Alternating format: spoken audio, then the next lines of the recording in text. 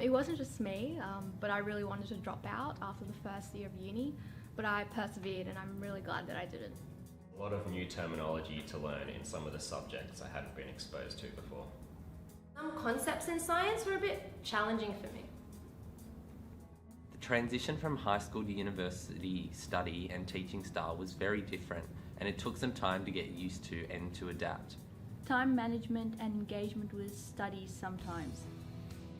Not having background knowledge in a few subjects made it a little bit difficult. It's really different to communicate using UTS Online and UTS email all the time.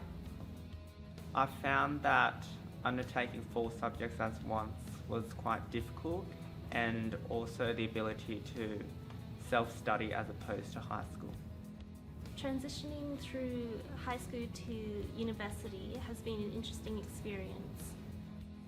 I personally really struggle with the freedom that I had. Instead of having to go to 5 periods a day, I had the freedom to do whatever I wanted, and that included not studying and not working hard at the course content that I had.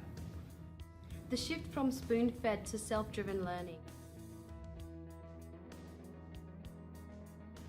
Though looking back, the reason it was hard is because I didn't yet understand how to study properly.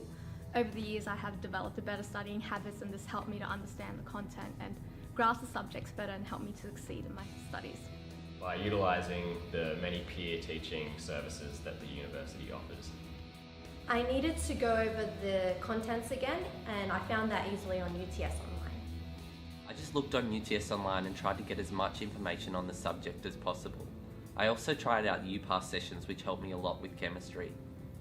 For socialising, I joined a bunch of university clubs and made some great friends who I still keep in touch with, because even if we don't share any classes together, we still meet up every now and then at club events.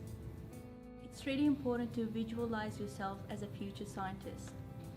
Making study groups that try and work around the difficult content was really helpful, and timetabling I just had to deal with having a bad schedule. Making a habit of checking my emails every day. Taking responsibility in my learning and my achievements. Realizing that the person in control is yourself. At university, if you don't want to learn, no one will force you. Instead, you must be proactive and continue to do the work throughout the year and not just expect to do well.